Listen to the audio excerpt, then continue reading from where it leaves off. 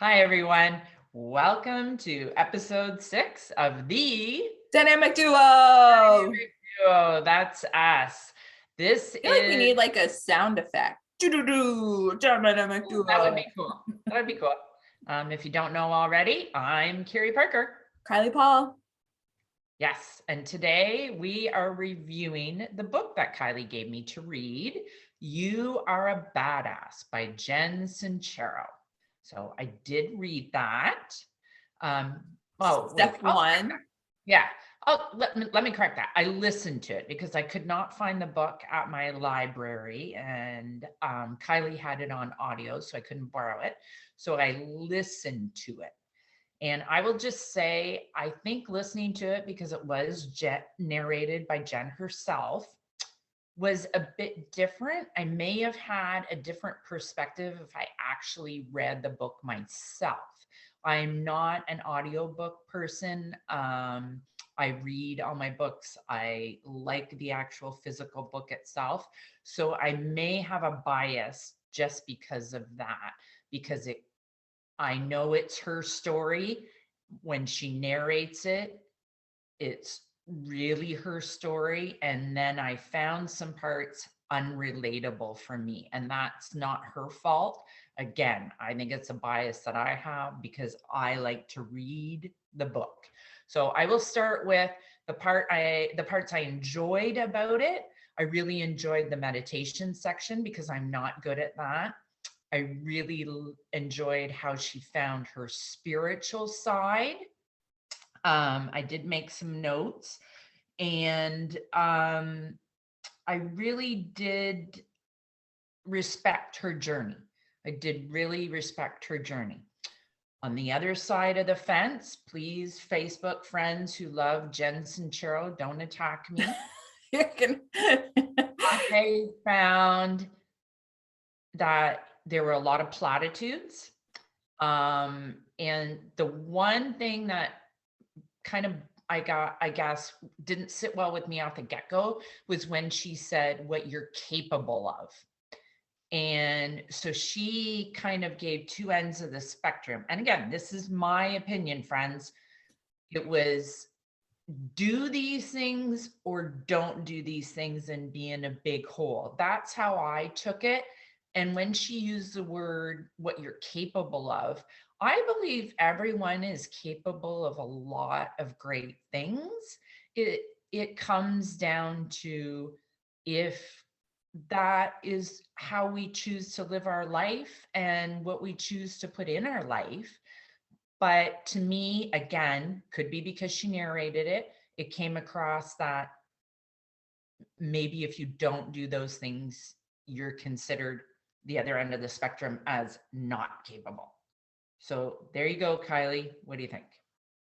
I think you kind of maybe read that into that and not the right way, because I don't think that's what she's saying at all in this. And there's no, like, Jen is not black and white at all. So having that black and white interpretation is really interesting to me, because the whole book is about having an open mindset and what you can do when you start changing your thinking and becoming more self-aware and becoming more aware of your surroundings and your thought patterns and things. So it's really internally, and not that I don't think it's capable versus not capable. I think it's if you are ready and willing to change your situation and want to, or don't, and then stay where you are. I think that's kind of the overall theme of the book. Even if you are unhappy with your current situation or an aspect of your situation or an aspect of your current life, then you're either willing to try something new and adapt and be aware of your thought patterns in that area and modify them and shift them.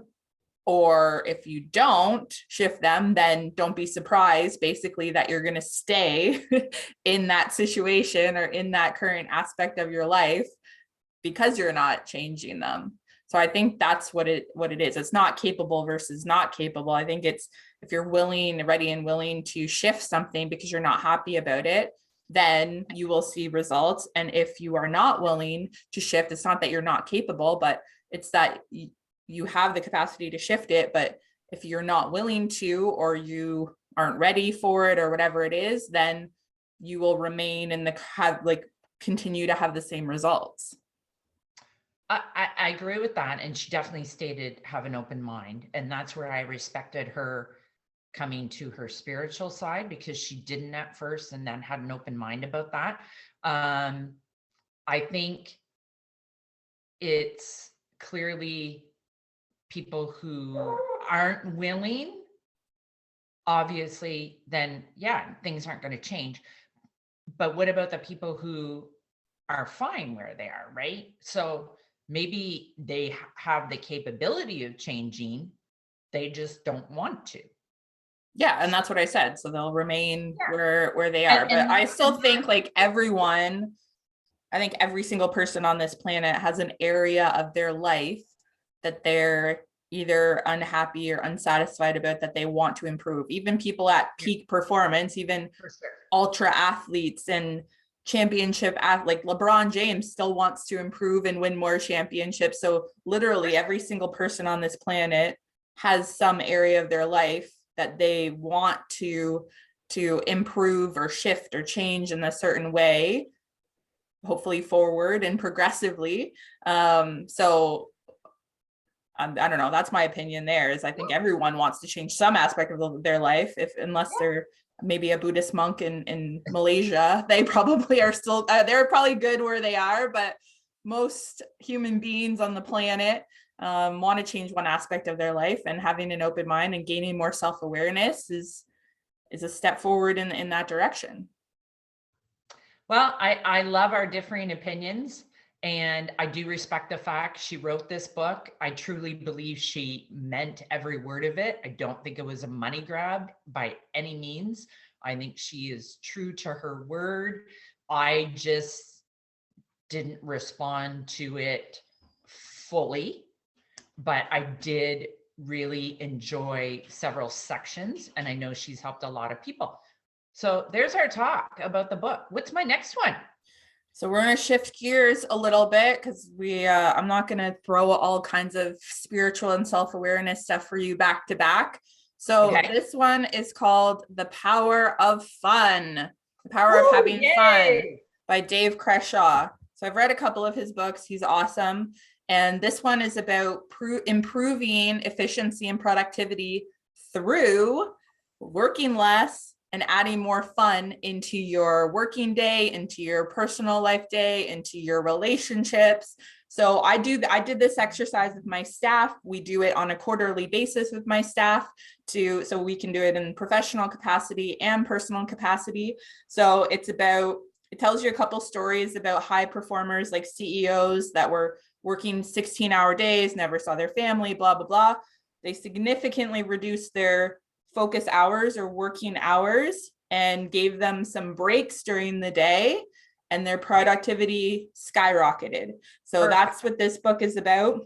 And I think with the recent articles that have been coming out in the world about the 4-day work week and improving productivity and family and life balance, and I really don't like the word balance, but creating a whole life.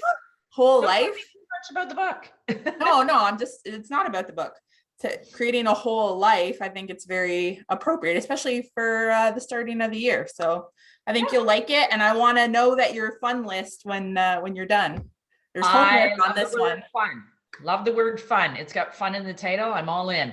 And I will try and find a hard copy of it so I don't have that bias right from the beginning, or I'm going to try and love audiobooks, friends. Thanks everyone for joining us. We'll see you next time. Bye.